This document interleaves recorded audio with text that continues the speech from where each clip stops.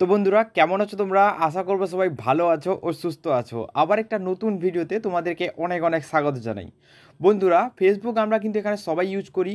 তো ফেসবুকে আমাদের একটা করে অ্যাকাউন্ট থাকে না, মাল্টিপুল অ্যাকাউন্ট করা থাকে, অনেকগুলো অ্যাকাউন্ট খোলা থাকে। এবার তার মধ্যে কিছু অ্যাকাউন্ট আমরা ব্যবহার করি আর কিছু অ্যাকাউন্ট কিন্তু আমরা ব্যবহার করি না, যেটা আমাদের পড়ে থাকে।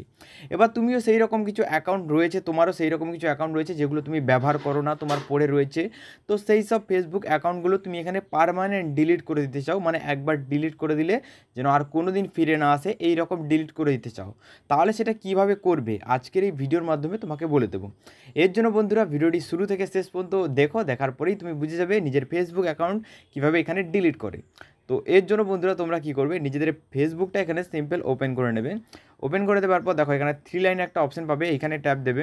তারপর দেখো এখানে একটা অপশন পাবে সেটিং টু প্রাইভেসি, এই অপশানে ক্লিক করবে। ক্লিক করার পর দেখো এখানে একটা অপশন পাবে সেটিংসে, তো এই সেটিংসের অপশানে একটা ছোট্ট ট্যাপ দিয়ে দেবে। এখানে ট্যাপ দেওয়ার পর এইরকম ইন্টারফেস থাকবে। দেখো এটা আপডেটেড অ্যাকাউন্ট আমার, তো দেখো এখানে একটা অপশন থাকে মিটা অ্যাকাউন্ট বলে, দেখো এখানে।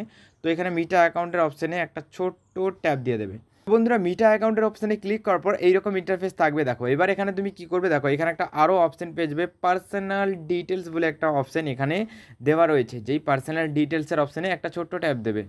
ট্যাপ দেওয়ার পর এখানে তোমার কোন কোন ধরনের অ্যাকাউন্ট অ্যাড রয়েছে, date of birth, phone number সব কিছু শো হবে। তারপরে দেখো এখানে একটা অপশান পাবে অ্যাকাউন্ট ওনারশিপ অ্যান্ড কন্ট্রোল বলে, এইখানে দেখো এই অপশানে একটা ছোট্ট ট্যাপ দিয়ে দেবে। তারপরে দেখো ডিঅ্যাক্টিভেট অ্যাকাউন্ট বলে এখানে একটা অপশান পাবে, এখানে ক্লিক করবে। ক্লিক করার পর প্রোফাইল লোগোতে ক্লিক করবে। ক্লিক করার পর দেখো প্রথমে এখানে ডিঅ্যাক্টিভেট অ্যাকাউন্ট, তারপর দেখো ডিলিট পার্মানেন্ট অ্যাকাউন্ট, দুটো অপশান থাকবে। তার মধ্যে ডিঅ্যাক্টিভেট যে অ্যাকাউন্ট এই অপশান চুজ করা থাকবে। তুমি এখানে পার্মানেন্ট ডিলিট করতে চাও, তাই এই অপশানটা চুজ করবে। এই অপশান চুজ করার পর কন্টিনিউর অপশানে একটা ছোট্ট ট্যাপ দেবে।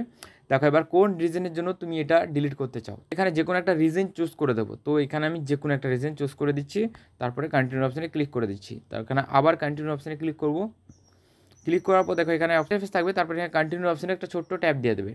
কন্টিনিউ অপশানে ট্যাপ দেওয়ার পর এবার তোমাকে তোমার ফেসবুক পাসওয়ার্ডটা এখানে দিতে বলবে।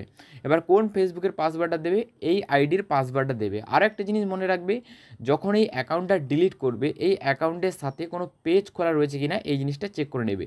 যদি এই অ্যাকাউন্টের সাথে তোমার কোনো পেজ খোলা রয়েছে তাহলে কিন্তু ওই পেজটাও ডিলিট হয়ে যাবে। তো যাতে ওই পেজটা ডিলিট না হয় তার জন্য তুমি কি করবে না, ওই পেজের কন্ট্রোল অন্য কোনো আইডিতে নিয়ে নেবে। তো এটা নেবার পর এখানে পেজটা ডিলিট করবে। তো এবার নিজের পাসওয়ার্ডটা এখানে দিয়ে দেবে। দেওয়ার পর এখানে কন্টিনিউ অপশান একটা ট্যাপ দেবে, দেওয়ার সাথে সাথেই কিন্তু ডিলিট হয়ে যাবে। এবার অনেকেই বলবে দাদা এখানে পাসওয়ার্ড কিন্তু আমার মনে নেই। আমি জানি বেশিরভাগ কিন্তু পাসওয়ার্ড মনে থাকে না। তো নিচে ফরগেট পাসওয়ার্ডের অপশান রয়েছে, এখানে ক্লিক করে পাসওয়ার্ড ফরগেট করতে পারো, বা পাসওয়ার্ড কীভাবে বের করবে এর উপরে অনেকগুলো ভিডিও আমার চ্যানেলে কিন্তু রয়েছে, গিয়ে দেখতে পারো। তারপরে দেখো এখানে কন্টিনিউ অপশানে ক্লিক করে দেবে। কন্টিনিউ অপশানে ক্লিক করার পর দেখো এখানে কিন্তু একটা কোড আমার ইমেল আইডিতে সেন্ড করা হয়েছে। তো ইমেল আইডিতে কোডটা যাবে, তারপরে এই কোডটা এখানে দেবে, কনফার্ম অপশানে ক্লিক করবে। ক্লিক করার পর এখানে নতুন পাসওয়ার্ড দিয়ে দেবে। তো আশা করি বোঝাতে পারলাম। পদ্ধতিটা লাগাও, লাগিয়ে কিন্তু অবশ্যই তোমার ফেসবুক অ্যাকাউন্টটা এখানে ডিলিট করো। তো চলো গুড বাই, দেখা হবে আবার একটা নতুন ভিডিওতে।